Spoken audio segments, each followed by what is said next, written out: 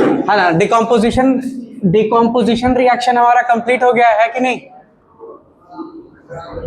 देखो हम लोग केमिस्ट्री में पढ़ रहे हैं टाइप्स ऑफ केमिकल रिएक्शन। सबसे पहला केमिकल रिएक्शन जो पढ़े थे वो क्या था, कॉम्बिनेशन रिएक्शन, याद है ना। कॉम्बिनेशन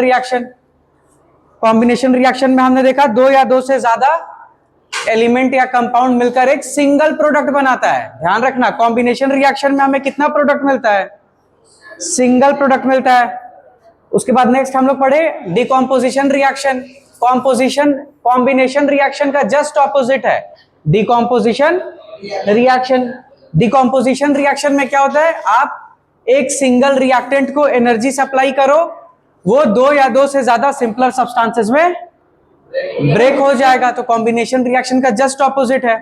अब डिकॉम्पोजिशन रिएक्शन में हम लोग एनर्जी सप्लाई कर रहे हैं ना, तो डिकॉम्पोजिशन रिएक्शन क्या होगा, एक्सोथर्मिक या एंडोथर्मिक, क्या होगा जल्दी बोलो, एंडोथर्मिक। एनर्जी सप्लाई कर रहे हैं, रिएक्शन में एनर्जी रिलीज नहीं हो रहा है, रिलीज होगा तब एक्सोथर्मिक। अगर एनर्जी सप्लाई कर रहे हैं तो एंडोथर्मिक। तो जितना भी देखो ये जो हमने पढ़ा तीन decomposition reaction, thermal decomposition, electrolytic decomposition, photo decomposition, ये तीनों क्या है, एंडोथर्मिक रिएक्शन है, क्योंकि तीनों में हम लोग एनर्जी सप्लाई कर रहे हैं। कोई दिक्कत, वो तीनों रिएक्शन आपको अच्छे से रिवाइज भी करा दिया था, ठीक है। इसके बाद नेक्स्ट हमें पढ़ना है डिस्प्लेसमेंट रिएक्शन। नेक्स्ट क्या पढ़ना है, डिस्प्लेसमेंट रिएक्शन। लेकिन डिस्प्लेसमेंट रिएक्शन पढ़ने के पहले हमें ये कॉन्सेप्ट आना चाहिए, दैट इज रिएक्टिविटी सीरीज, है ना। रिएक्टिविटी सीरीज समझ में आ रहा है ना। ये वाला सीरीज अच्छे से याद कर लेना है कि नहीं। लिखो रिएक्टिविटी सीरीज क्या होता है, लिखो द अरेंजमेंट ऑफ मेटल्स, है ना। हेडिंग दो रिएक्टिविटी सीरीज। रिएक्टिविटी सीरीज क्या होता है, लिखो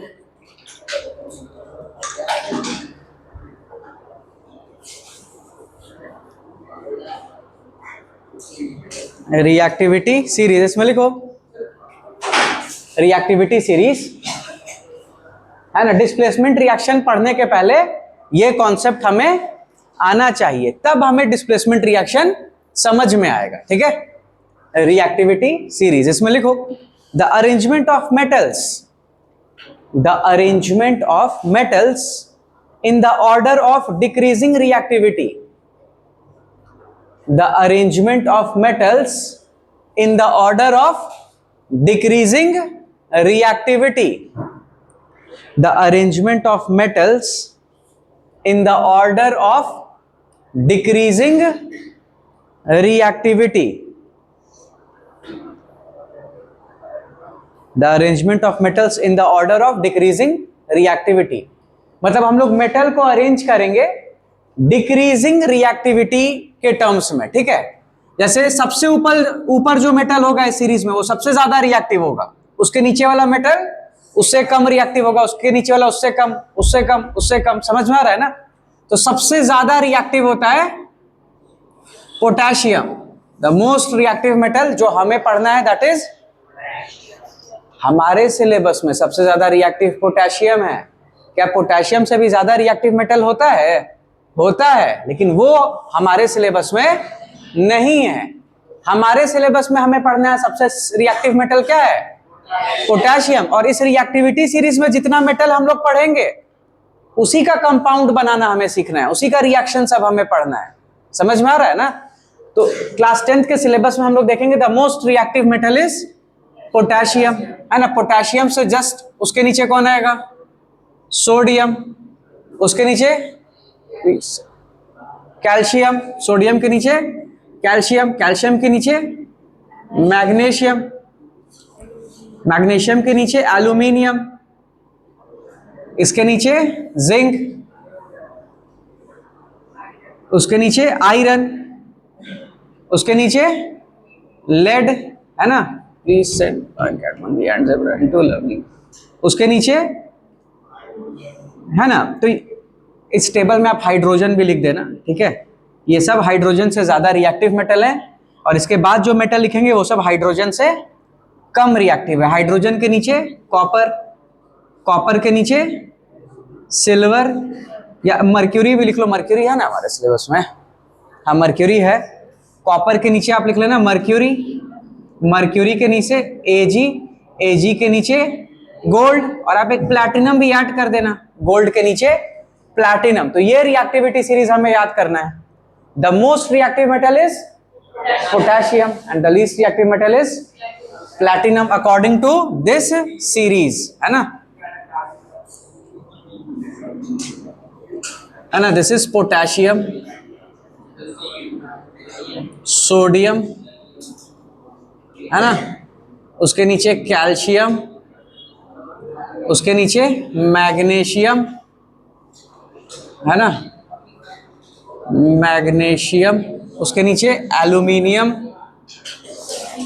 ड्रॉ कर लो इस सीरीज को, उसके नीचे जिंक, उसके नीचे आयरन, उसके नीचे लेड, उसके नीचे hydrogen, Cu is copper, Hg is mercury, Ag is silver, Au gold, and Pt is platinum.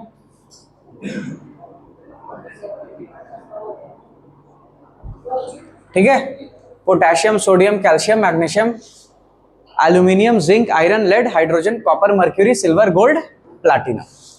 तो ये रिएक्टिविटी सीरीज है जो हमें याद रहना चाहिए। ठीक है, इसमें सबसे ज्यादा, और ध्यान रखना इस सीरीज में जैसे जैसे हम लोग नीचे की तरफ जा रहे हैं तो रिएक्टिविटी डिक्रीज हो रहा है, reactivity decreases downwards, reactivity decreases downwards. तो जैसे जैसे आप इस सीरीज में नीचे की तरफ जाओगे रिएक्टिविटी कम होता जाएगा, है कि नहीं। तो इस सीरीज के according the most reactive metal जो हमें याद रखना है दैट इज पोटेशियम, पोटेशियम।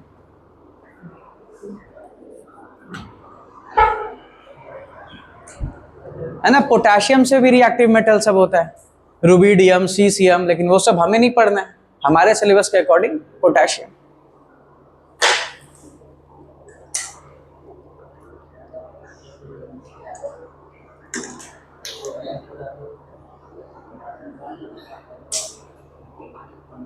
इसको लिखो, है ना, 2 मिनट का टाइम है, इसको अच्छे से याद करो, अभी पूछूंगा सबसे, है कि नहीं। याद हो गया ना सबको, वेरी गुड, बहुत अच्छे। जल्दी रिएक्टिविटी सीरीज को याद करो, है ना।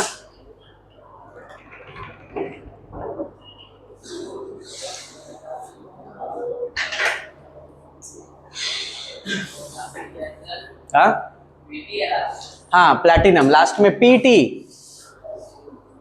है ना, पीटी का full form is platinum, platinum. ठीक है,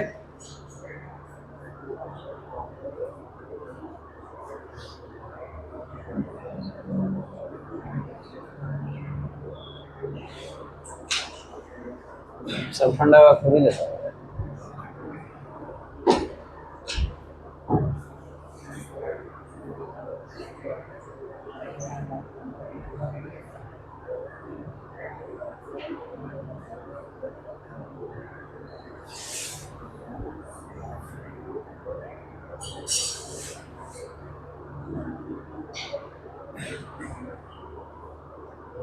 कॉपर के नीचे Hg, मर्क्यूरी, Hg के नीचे Ag मतलब सिल्वर, Ag के नीचे Au दैट इज गोल्ड, और Au के नीचे Pt प्लैटिनम, है ना।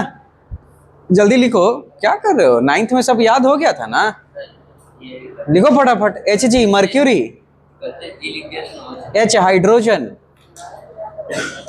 है ना, और जैसे जैसे सीरीज में नीचे की तरफ जाएंगे रिएक्टिविटी कम होता जाएगा, है ना सुशांत। ये लेक्चर सब मिस हुआ देखे, हाँ, झूठ बोल दिए, फिर झूठ बोल दिए, झूठ क्यों बोल रहे हो, अरे टाइम निकाल के उसको कंप्लीट करो, समझ में आ रहा है ना। इधर देखो सुशांत, सब हो गया ना स्कूल में, जो सब हो रहा था खत्म हो गया ना। क्या हो रहा था स्कूल में, जोर से बोलो थोड़ा, है ना, करियर काउंसलिंग का सब पढ़ाई करो अच्छे से, सब करियर ऑटोमेटिक बनेगा, समझ में आ रहा है ना। पढ़ाई करो अच्छे से एकदम, है ना। सब समर वेकेशन हो गया सबका? अब क्या समर खत्म होने के बाद होगा? हो गया ना समर वेकेशन? नहीं हुआ? हाँ क्या कोचिंग याद हो गया ना? ये अभी पूछेंगे इसको, समझ में आ रहा है ना? बहुत अच्छे, इसको याद कर लिए ना सब? अब देखो इसको याद करने का एक नेमोनिक भी है, वो आप याद रखना है ना। जैसे यहां देखो पी लिखा है ना, पी से पोटेशियम, प्लीज। एस से send, please send. C A cat, please send cats. M for monkey, please send cat monkey. A for and, Z for zebra. I for into, L for lovely, H for hot, C for countries. इतना याद कर लेना, तो यहां तक का तो याद हो जाएगा आपको। उसके नीचे आप याद कर लेना, कॉपर तक आपको याद हो गया। उसके नीचे आप याद कर लेना H G, A G, A U, P T, mercury, silver, gold and platinum. तो please send cat monkey and zebra into lovely hot countries. देखना एनिमल स्टार्ट कहां से हो रहा है? कैट से, है ना। सब है ना। इन तीनों में सबसे सेंसिबल कौन है? कैट ही सबसे सेंसिबल है, समझ में आ रहा है ना। Please send cat monkey and zebra into lovely hot countries. Please, P for potassium, S for sodium, C A for calcium, M for magnesium, A for aluminium, Z for zinc, I for iron, L for lead, H for hydrogen, C for copper. Copper के नीचे याद रखना mercury, silver, gold, platinum. तो बचा हुआ चार बस याद कर लेना, मर्क्यूरी, सिल्वर, गोल्ड, प्लैटिनम। यहां से यहां तक तो नेमोनिक से ही याद हो गया। इसको नेमोनिक बोलते हैं।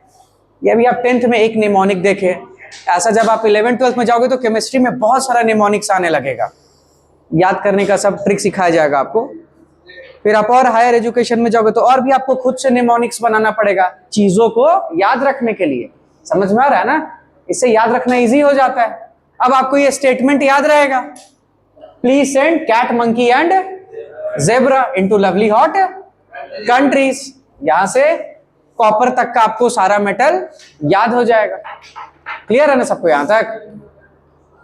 Very good.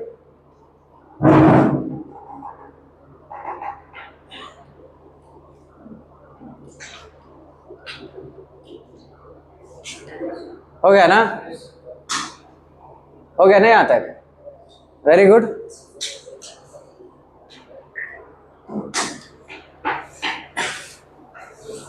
नोट कर ली ना सब यहां तक? चलो जल्दी से आंसर करते जाना।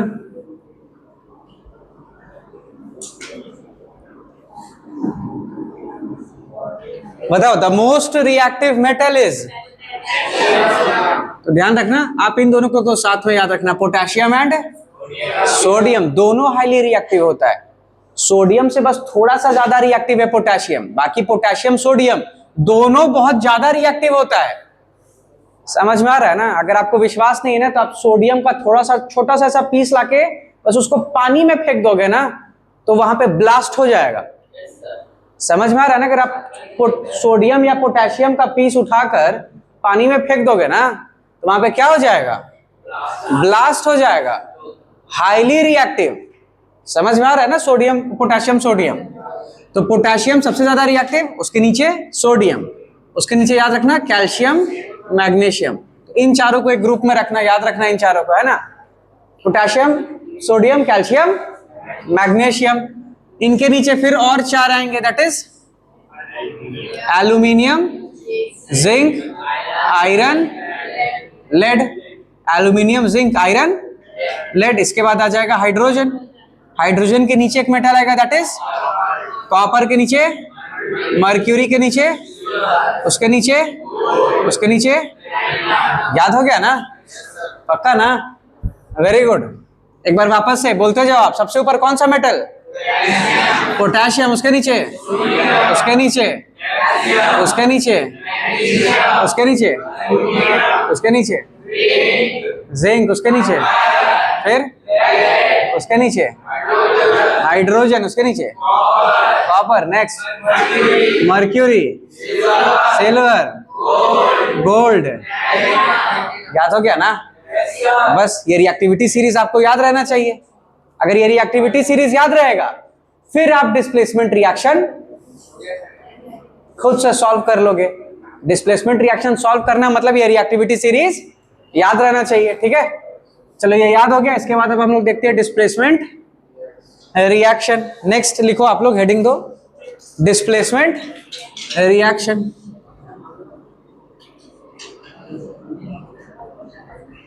नेक्स्ट हेडिंग दो डिस्प्लेसमेंट रिएक्शन। याद हो गया ना सबको रिएक्टिविटी सीरीज? बहुत अच्छे। नेक्स्ट हेडिंग दो डिस्प्लेसमेंट रिएक्शन। उसको घर पे जाके एक दो बार रिवाइज कर लेना, एक बार खुद से रफ कॉपी पे प्रैक्टिस कर लेना, लिख के याद हो जाएगा आपको अच्छे से।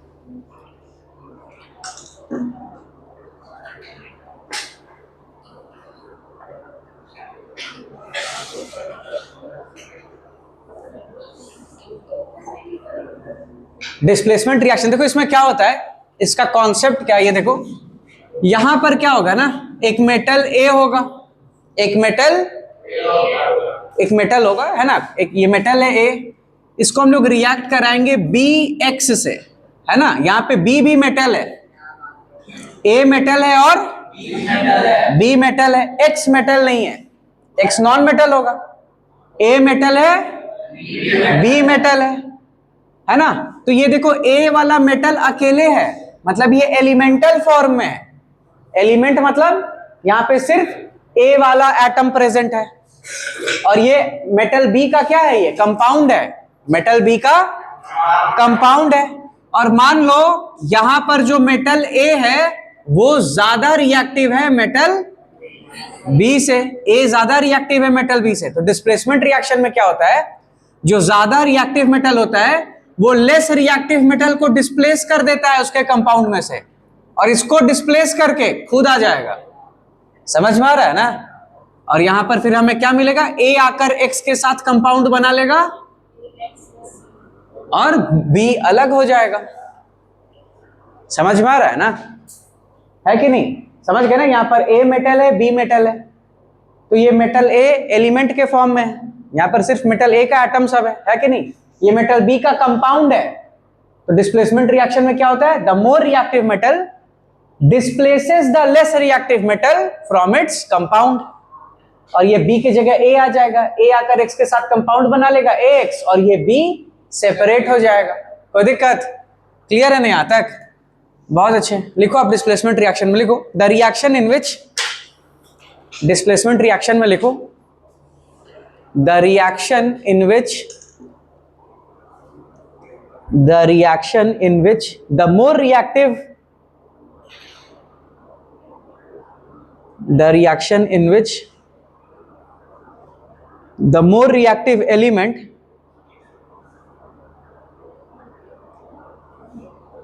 the reaction in which the more reactive element displaces the less reactive element,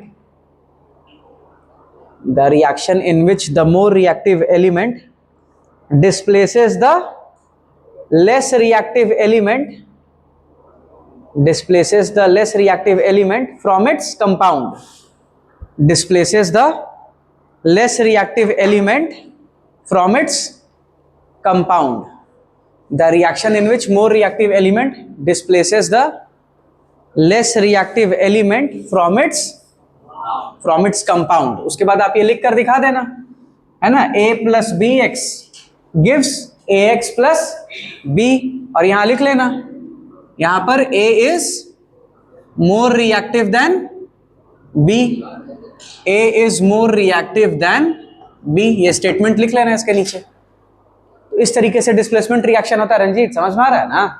जो मोर रिएक्टिव मेटल है वो लेस रिएक्टिव मेटल को उसके कंपाउंड में से डिस्प्लेस कर देगा, हटा देगा, और खुद अपना कंपाउंड बना लेगा। सबको क्लियर है ना यहां तक? बहुत अच्छे। क्या सुमित, क्लियर है ना? रिया क्लियर है ना यहां तक? गुड। चलो इसके बाद इसका एग्जाम्पल देखते हैं। तो डिस्प्लेसमेंट लिख लिए ना, ये लिख लिया ना, डिस्प्लेसमेंट रिएक्शन का जो सबसे इंपॉर्टेंट एग्जाम्पल हमें पढ़ना है। डिस्प्लेसमेंट रिएक्शन का जो सबसे इंपॉर्टेंट एग्जाम्पल है, जिसमें बोर्ड में कई बार क्वेश्चन आ चुका है, अब तो कई बार क्वेश्चन आ चुका है बोर्ड में, समझ में आ रहा है ना। और ये रिएक्शन क्या है, इसमें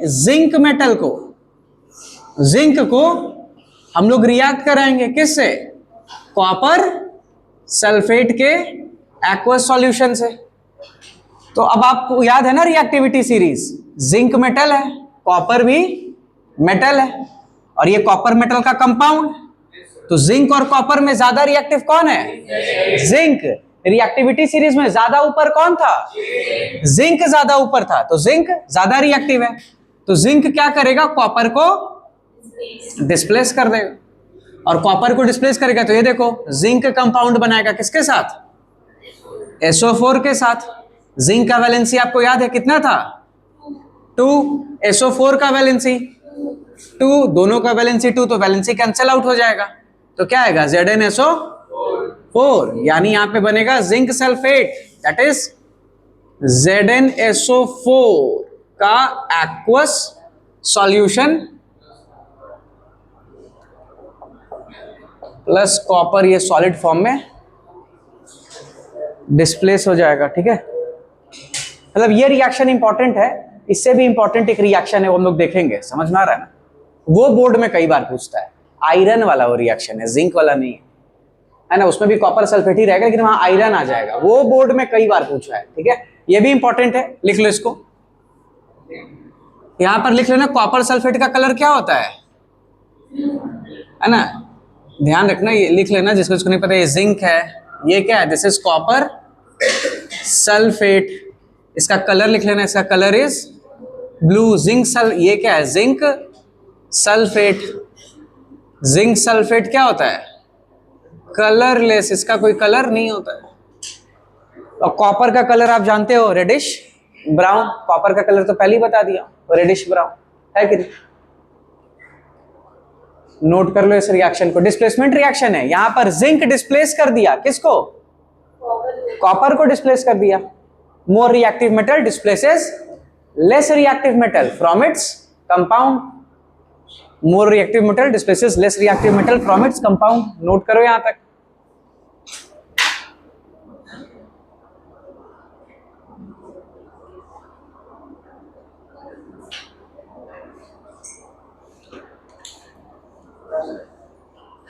नोट कर लिया ना यहां तक, बहुत अच्छे। इसके बाद अब आप लिखो नेक्स्ट रिएक्शन, वो बहुत इंपॉर्टेंट है, ठीक है ना। ये वाला रिएक्शन अब जो बता रहा हूं ये बहुत इंपॉर्टेंट है, ये बोर्ड में कई बार पूछ चुका है ना। आयरन का रिएक्शन करा दो कॉपर सल्फेट के साथ। आयरन का कलर आप जानते हो ना किस कलर का होता है, ग्रेइश कलर का होता है ना, ये ग्रे कलर का होता है। कॉपर सल्फेट का एक्वस सॉल्यूशन ब्लू कलर का होता है।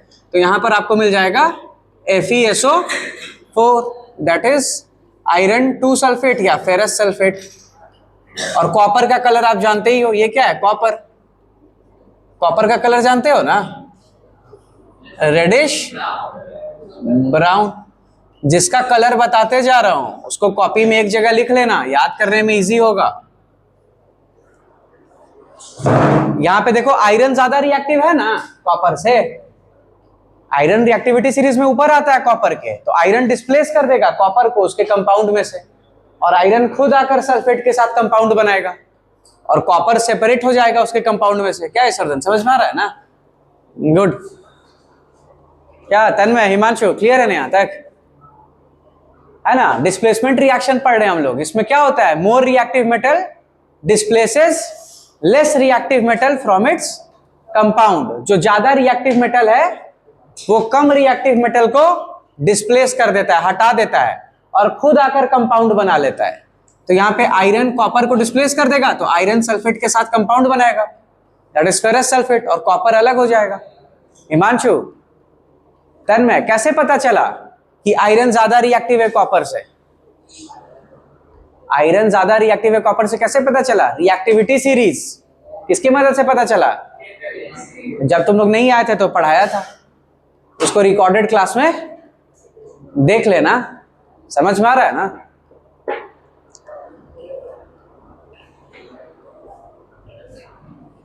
यहां पर आप ये जिंक सल्फेट का मैं लिखा था। जिंक सल्फेट क्या था? कलरलेस। फेरस सल्फेट में लिख लेना। फेरस सल्फेट किस कलर का होता है? ग्रीन कलर का होता है। Ferrous sulphate is of green colour. Ferrous sulphate is of green colour. अब बोर्ड में क्या करेगा? आपको लिख के दे देगा Fe प्लस CuSO4। आपसे पूछेगा कि बताइए क्या प्रोडक्ट मिलेगा, तो Fe आकर कॉपर को डिस्प्लेस कर देगा, तो बनेगा FeSO4 प्लस Cu कॉपर। कोई दिक्कत? Displacement reaction. More reactive metal displaces less reactive metal from its compound. Clear है ना? अब इस रिएक्शन का 2 ऑब्जर्वेशन पूछेगा आपसे, है ना? लिखो, इस रिएक्शन के नीचे लिखो 2 ऑब्जर्वेशंस। ये रिएक्शन लिख लो, इसके नीचे लिखो 2 ऑब्जर्वेशंस। आपसे बोर्ड में पूछेगा कि इस रिएक्शन का 2 ऑब्जर्वेशन बताइए, तो क्या क्या 2 ऑब्जर्वेशन हमें देखने को मिलेगा? बताओ। रिएक्शन आपके सामने लिखा हुआ है, क्या देखने को मिलेगा हमें? कलर चेंज हो जाएगा। वेरी गुड, है कि नहीं? सॉल्यूशन का कलर चेंज हो जाएगा। पहले सॉल्यूशन का कलर क्या था? ब्लू। बाद में क्या हो गया? ग्रीन। इधर देखो, इधर देखो, इधर ध्यान देना। ये है टेस्ट ट्यूब, ध्यान दो इधर। ये टेस्ट ट्यूब है। ये टेस्ट ट्यूब में किसका सॉल्यूशन है? मतलब किसका एक्वा सॉल्यूशन है? बोलो।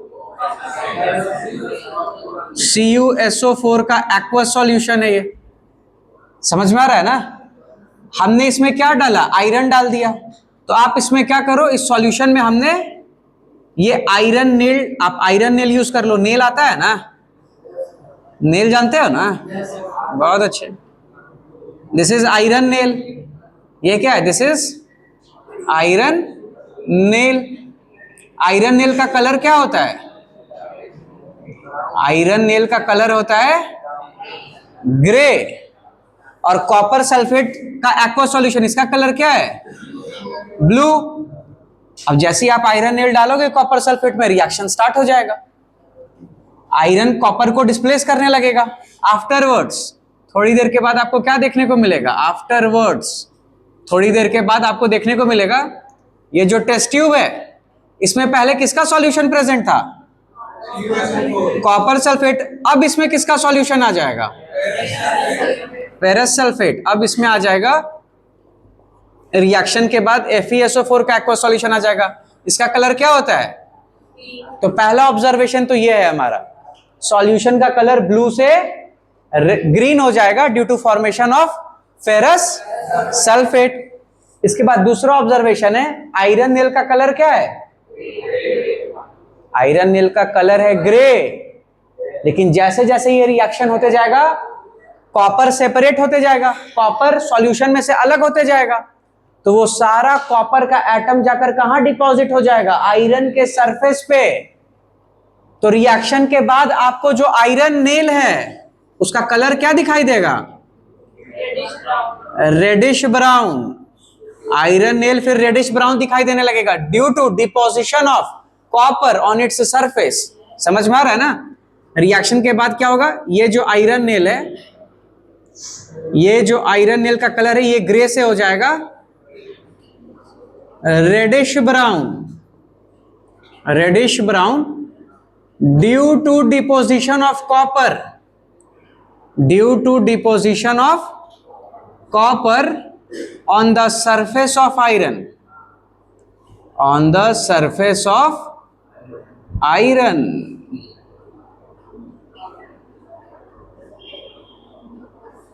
लिख लो। तो ये 2 ऑब्जर्वेशन होगा।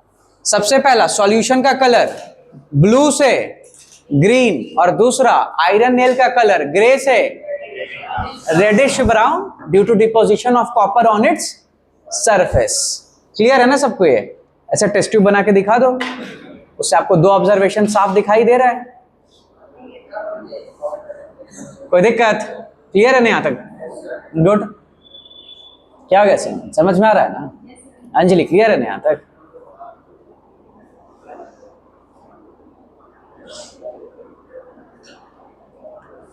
रिया क्लियर है ना यहाँ तक? गुड, नोट कर लो इसको।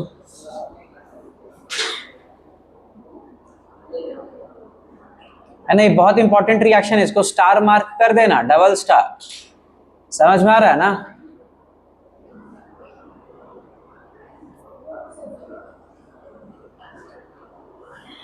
जल्दी नोट करो इसको।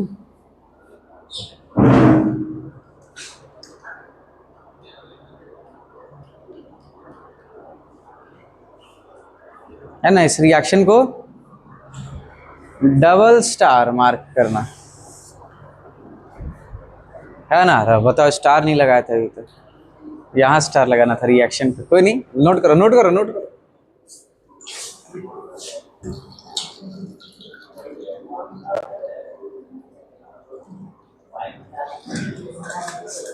मेरे रिएक्शन इतने बार पूछ चुका है ना बोर्ड में कि जब आप उसको काउंट करोगे तो पता कितने बार पूछ चुका है? बहुत बार। समझ में आ रहा है ना? तो इसको अच्छे से याद कर लो।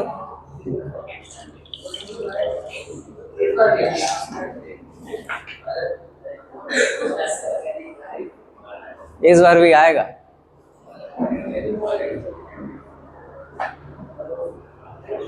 क्या पाओ, सब समझ में आ रहा है ना अच्छे से? हैं? पढ़ाई करने में मजा आ रहा है ना? अच्छे से पढ़ो एकदम।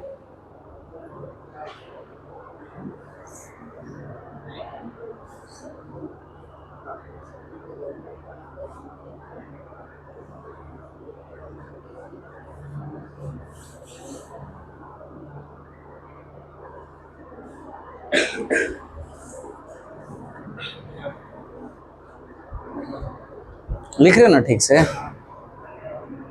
फेरस सल्फेट का कलर क्या होता है? ग्रीन कलर, है ना? ध्यान रखना, ferrous sulphate is of green colour, है कि नहीं? Ferrous sulphate is of green colour. ये सब कलर याद करते जाना आप।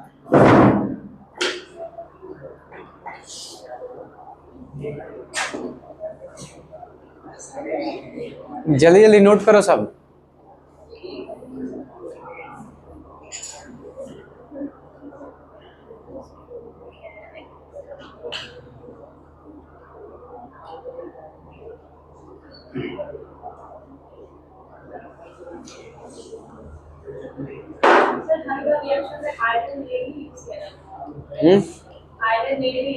कुछ और भी यूज कर सकते हैं, आयरन ग्रैन्यूल्स यूज कर सकते हैं, आयरन का फिलिंग्स यूज कर सकते हैं, आयरन ग्रैन्यूल्स यूज कर सकते हैं, है कि नहीं?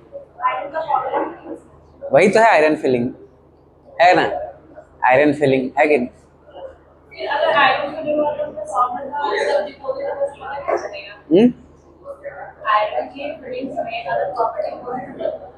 बताएंगे, क्लास के बाद मिलना, है ना? सही बात है, क्यूरियोसिटी होता है तो वो हम आंसर करेंगे क्लास के बाद, है कि नहीं?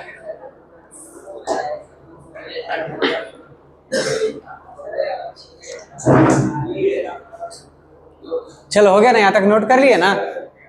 वेरी गुड, बहुत अच्छे।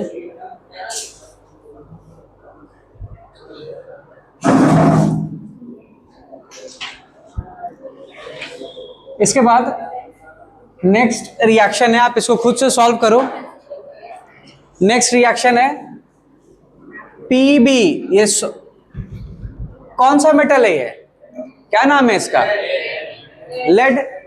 लेड को हमने रिएक्ट कराया कॉपर क्लोराइड से। Copper chloride that is CuCl2 का एक्वस सॉल्यूशन है ना? और कॉपर क्लोराइड जो होता है ये भी ग्रीन कलर का होता है, ठीक है? लिख लेना, कॉपर क्लोराइड, है ना? इसको रिएक्ट कराया हमने कॉपर क्लोराइड से, जिसका कलर क्या होता है? ग्रीन। अब आप ये रिएक्शन खुद से कंप्लीट करो। अब आप समझ गए ना कैसे हो रहा है displacement reaction? More reactive metal displaces less reactive metal from its compound.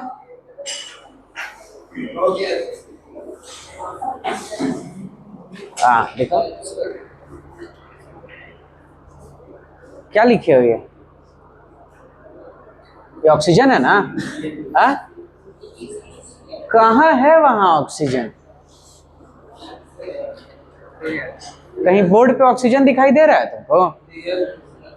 हाँ तो ध्यान से लिखो,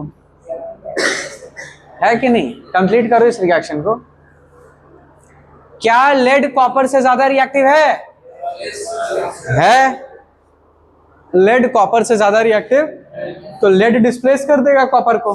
बनाओ, कंपाउंड बनाओ।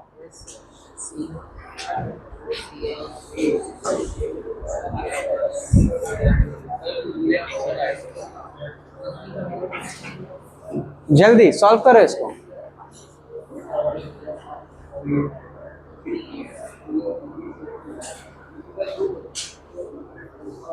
वेरी गुड रिया, बहुत अच्छे है ना। इसका प्रोडक्ट क्या आएगा? ये लेड ज्यादा रिएक्टिव है कॉपर से, तो कॉपर को डिस्प्लेस करेगा। तो यहाँ पे बनेगा PbCl2 प्लस कॉपर सेपरेट हो जाएगा। और यहाँ पर ये जो PbCl2 है एक्वस है ना, PbCl2 एक्वस है ना। इसका नेम क्या है? This is lead chloride. और ये कलरलेस होता है ना, इसका कोई कलर नहीं होता है, कलरलेस लेड क्लोराइड। कोई दिक्कत? क्लियर है यहाँ तक? वेरी गुड, बहुत अच्छे। मोर reactive metal displaces less reactive metal from its compound, है कि नहीं? Displacement reaction. नेक्स्ट रिएक्शन देखो, खुद से बनाओ, उसको सॉल्व करो। है क्या एग्जाम? क्यों नहीं आएगा? बिल्कुल दे देगा, ये रिएक्टेंट लिख देगा, बोलेगा प्रोडक्ट बताइए क्या होगा, है कि नहीं? नेक्स्ट लिखो आप।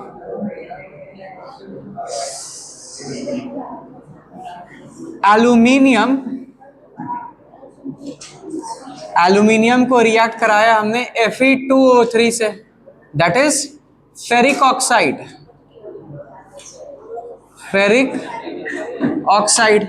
तो आप बताओ यहाँ पे क्या मिलेगा हमें? आयरन को रिएक्ट कराया हमने फेरिक ऑक्साइड से।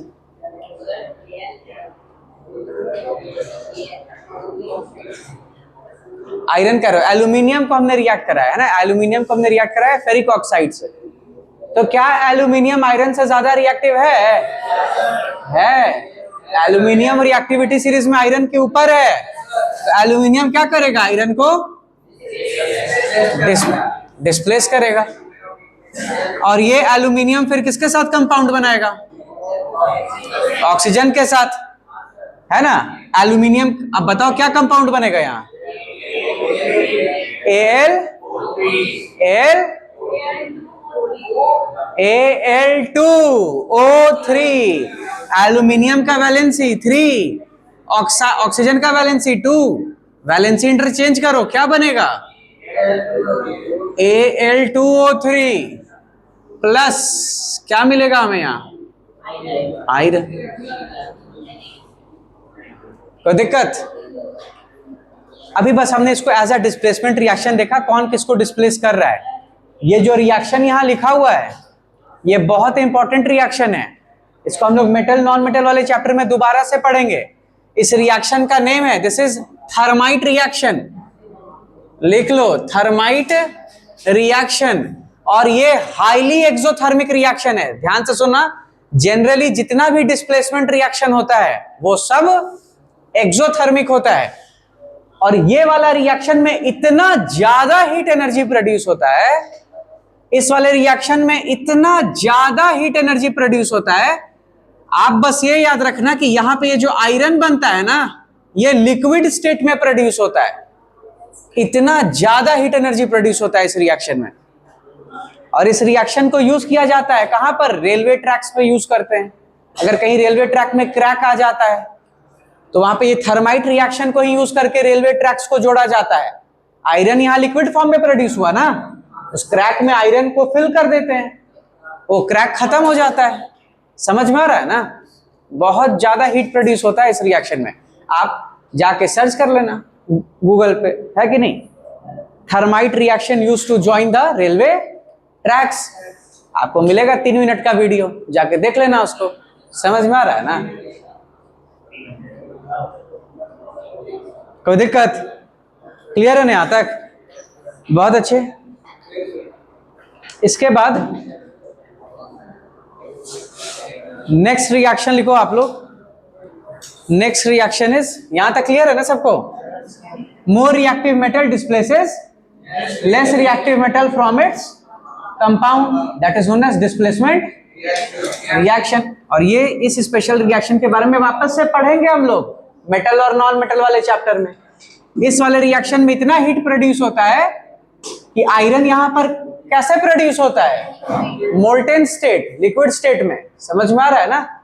गुड। बाकी का स्टेट याद रखना जरूरी नहीं है, लेकिन ये याद रहना चाहिए आपको। ये पूछता है एग्जाम में कि आयरन किस स्टेट में प्रोड्यूस होता है? यहाँ पे लिक्विड मोल्टेन स्टेट। कोई दिक्कत? क्लियर है ना यहां तक? बहुत अच्छे, है ना? इस रिएक्शन को कराने के लिए हमें शुरू में थोड़ा सा हीट देना पड़ता है। दोनों सॉलिड स्टेट में रहता है ना, तो थोड़ा हीट देने पे ये रिएक्शन स्टार्ट होता है। लेकिन एक बार जब स्टार्ट हो जाता है तो खुद इतना हीट प्रोड्यूस कर लेता है कि आगे ये रिएक्शन कंटिन्यू कर जाता है फिर। ठीक है, इसके बारे में पढ़ेंगे आगे। ठीक है, नेक्स्ट लिखो आप। कॉपर, कॉपर है ना सॉलिड, इसको हमने रिएक्ट कराया किससे? Silver nitrate. That is silver nitrate का फॉर्मूला बताओ। आपको बताया हूं, हमारे सिलेबस में सिल्वर का वैलेंसी 1 रहेगा। हाँ, अभी यही बोल रहे थे, अभी तो बोले हमारे सिलेबस में सिल्वर का वैलेंसी क्या रहेगा? 1। तो NO3 का होल ट्वाइस कैसे आ जाएगा? देखो तो लक्ष्य, Ag का वैलेंसी 1। बताओ NO3 का फॉर्मूला। NO3 है ना, इसका वैलेंसी 1। दोनों को इंटरचेंज करो, क्या मिलेगा? तब बार बार बोल रहे हैं सोच के बोलो। समझ में आ रहा है ना? नहीं सोच के बोलोगे तो फिर AgNO3 ये एक्वा स्टेट में रिएक्शन करो, देखो क्या बनेगा। बताओ क्या बनेगा यहां पे? यहां पर कॉपर ज्यादा रिएक्टिव है सिल्वर से, तो कॉपर क्या करेगा? सिल्वर को, गुड, वेरी गुड, बहुत अच्छे। यहां पर बनेगा CuNO3 का होल ट्वाइस, है ना, ये एक्वा स्टेट में रहेगा, प्लस Ag। कोई दिक्कत? क्लियर है ना यहां तक? आप ये सब नेम लिख लेना। ये तो जानते हो कॉपर है, इसका नेम है सिल्वर नाइट्रेट, इसका नेम है copper nitrate, silver nitrate, copper nitrate, है कि नहीं?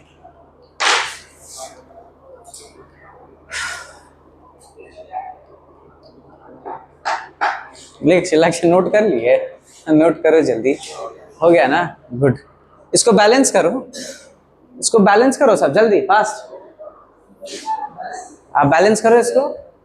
ये सब डिस्प्लेसमेंट रिएक्शन है, जितना भी डिस्प्लेसमेंट रिएक्शन लिखे हो आज होमवर्क में जाके सबको बैलेंस कर लेना, आपका होमवर्क है वो। अभी इसको बैलेंस करो, बाकी को छोड़ो। हो गया ना? हाँ बताओ क्या होगा? हाँ, और Ag के पहले 2 लगेगा। बहुत अच्छे, बैलेंस हो गया ये। कोई दिक्कत? समझ गए ना डिस्प्लेसमेंट रिएक्शन? अब आप अच्छे से समझ गए। चलो एक और क्वेश्चन कर लो, है ना? हमें दे रखा है ना, ये Ag है सॉलिड स्टेट में, इसको रिएक्ट कराया हमने जिंक सल्फेट, है ना, ZnSO4 का ये एक्वा सॉल्यूशन आपको दे रखा है। फटाक से बताओ यहाँ पे क्या प्रोडक्ट सब बनेगा?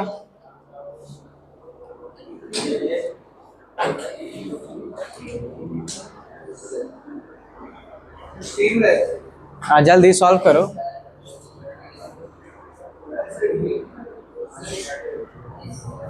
चेक करते हैं अभी।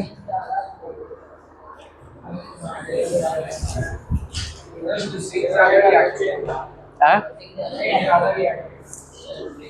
वेरी गुड, है ना, ये वाला रिएक्शन होगा ही नहीं। ये पूछता है बोर्ड में, आपको लिख के दे देगा ऐसे, आपको खुद से समझना होगा, ये रिएक्शन नहीं होगा। पूछो क्यों? Silver is less reactive than zinc, तो सिल्वर जिंक को डिस्प्लेस नहीं कर पाएगा। तो जब आप ये दोनों मिक्स करोगे तो कोई रिएक्शन होगा, लिख लेना, नो रिएक्शन, नो रिएक्शन, कोई रिएक्शन यहां नहीं होगा। लेस रिएक्टिव मेटल मोर रिएक्टिव मेटल को डिस्प्लेस, ध्यान रखना बोर्ड में कभी कभी पूछता है ये, या असर्शन रीजन में पूछ सकता है, कहीं भी पूछ सकता है। रिएक्शन कराने के पहले अपना एक बार डेफिनेशन कॉन्सेप्ट सब देख लेना अच्छे से, आराम से क्वेश्चन सॉल्व करना, हड़बड़ी में नहीं। हड़बड़ी में क्या हो जाएगा? गड़बड़ी। समझ में आ रहा है ना? बहुत अच्छा, लिखो। है क्या? डिस्प्लेसमेंट रिएक्शन का definition, more reactive metal displaces less reactive metal from its compound. Note में लिखो आप लोग, नोट में लिखो, NOTE, नोट लिखो,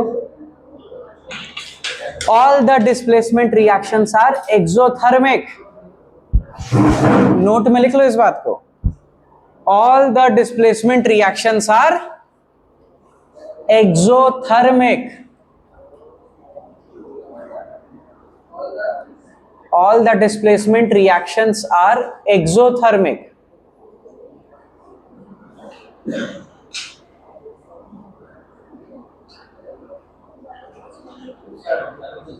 All the displacement reactions are exothermic. Good. Note कर लेना यहाँ तक सब। चलो जल्दी से, आपके पास है ना 2 मिनट का टाइम है। अभी तक इस चैप्टर में आप जो भी पढ़े हो स्टार्टिंग से एकदम रिवाइज करो फटाक से, 2 मिनट का टाइम है बस। जल्दी, कहीं से भी क्वेश्चन पूछ लूंगा अभी, और जो नहीं आंसर दे पाएगा, समझ में आ रहा है ना, समझदार के लिए इशारा काफी होता है, जो आंसर नहीं देगा जल्दी स्टार्टिंग से रिवाइज करो।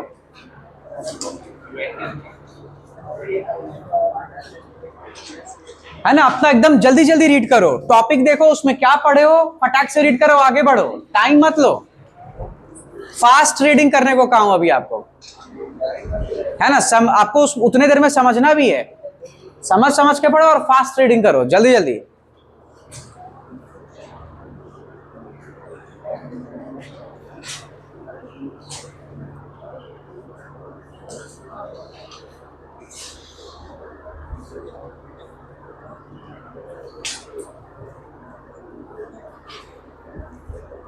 जल्दी फास्ट, टाइम नहीं बर्बाद करो, रीड करो जल्दी। कहाँ है तुम्हारा नोट्स कॉपी?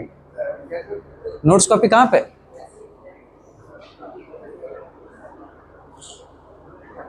हाँ,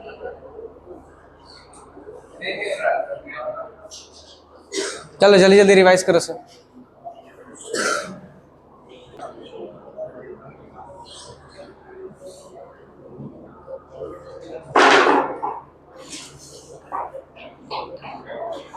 जल्दी रिवाइज करो, अभी तक जो भी पढ़े हो, केमिस्ट्री बायो, आपको बस नोट्स बार बार रीड करना है, याद करते जाना है सब, समझ में आ रहा है ना। और फिजिक्स मैथ, उसमें आपको लॉजिकली चीजों को समझ के फिर याद करना है कि नहीं। SST में आप लॉजिकली कॉन्सेप्ट्स को समझो, NCERT रीड करो, है कि नहीं।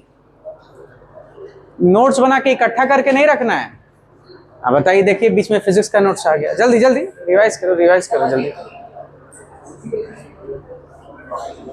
हो गया ना? बड़ा टाइम ले रहे हो, बताओ। हो गया सर।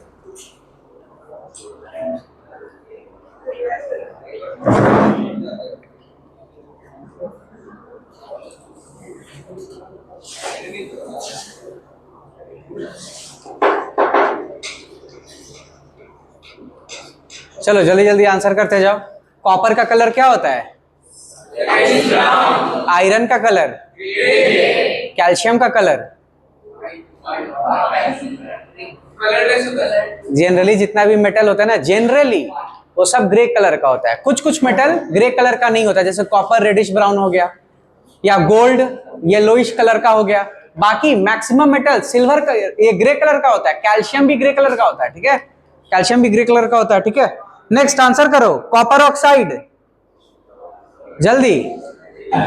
कॉपर ऑक्साइड का colour black, copper oxide black. Next answer करो, ferrous sulphate crystal, ferrous sulphate crystal green. समझ में आ रहा है ना? कॉपर का colour reddish brown, copper sulphate, copper sulphate blue colour. Lead iodide yellow, lead oxide yellow, lead iodide lead oxide दोनों yellow colour का होता है। Nitrogen dioxide brown, nitrogen dioxide brown है ना। नेक्स्ट कॉपर क्लोराइड, आज ही के class में colour देखा उसका, green. Copper chloride green colour का होता है, समझ में आ रहा है ना? तो ये सब कंपाउंड्स अलग से लिखते जाओ, एक जगह लिखो और सबका एरो देकर कलर लिखना। एक जगह लिख के रखोगे तभी याद होगा, कॉपी के पीछे लिख लेना सारा कंपाउंड एक जगह। कोई दिक्कत? सबको क्लियर है ना यहाँ तक? बहुत अच्छे। जल्दी से बताओ, अगर हम लोग हाइड्रोकार्बन का कंबशन कराएंगे तो हमें प्रोडक्ट में क्या मिलेगा? हाइड्रोकार्बन का कंबशन कराएंगे तो प्रोडक्ट में क्या मिलेगा? हाँ बोलो। हाइड्रोकार्बन का याद कराया था ना, जब भी हम लोग हाइड्रोकार्बन का कंबशन कराते हैं तो हमें प्रोडक्ट में क्या मिलता है? CO2 और H2O। कंबशन कराना मतलब किससे रिएक्ट कराएंगे? ऑक्सीजन से, और हमें मिलेगा CO2 प्लस। हाइड्रोकार्बन में सिर्फ हाइड्रोजन और कार्बन होता है, उसका कंबशन कराओगे तो आपको CO2 और H2O मिलेगा। जल्दी से बताओ, डाइजेशन क्या है? एंडोथर्मिक या एक्सोथर्मिक? एंडोथर्मिक। फोटोसिंथेसिस क्या है? एंडोथर्मिक। फोटोसिंथेसिस में भी सनलाइट एनर्जी एब्जॉर्ब करता है क्लोरोफिल, एंडोथर्मिक है कि नहीं? Decomposition of organic substances, decomposition of organic substances exothermic. Exothermic, जब भी ऑर्गेनिक सब्सटेंस का डिकम्पोजिशन होता है और वो कंपोस्ट बनता है तो हीट एनर्जी रिलीज होता है। आपको बताया था ना, जहां कंपोस्ट बनता है वहां फैन लगा के रखना पड़ता है कि एयर सर्कुलेशन होता रहे, नहीं तो मई जून के गर्मी में हो सकता है कि उसमें आग लग जाएगा। समझ में आ रहा है ना? सारा आपका कंपोस्ट जल जाएगा, कहां से चावल दाल उगाओगे फिर? समझ में आ रहा है ना? बहुत अच्छे। तो ये सब बायोकेमिस्ट्री, आप नोट्स जो लिखा रहा हूं हर एक लाइन से क्वेश्चन बन सकता है, तो आपको पूरा नोट्स लाइन बाय लाइन याद रहना चाहिए, तब आप 100 में 100 स्कोर करोगे एकदम साइंस में। समझ में आ रहा है ना? लाइन बाय लाइन क्या आप समझ गए ना? रिवाइज करते रहा करो, क्लास में आया करो 10-15 मिनट पहले, एक दूसरे से क्वेश्चन पूछा करो, है ना? ये पहला 5 पेज है, इसमें से आप खुद से क्वेश्चन बना बना के दूसरे से पूछो, दूसरे को बोलो आपसे पूछेगा, है ना? ऐसे गेम खेला करो, तब 100 में 100 आएगा। चलो बहुत अच्छे है। इसके बाद हाँ बोलो रिया।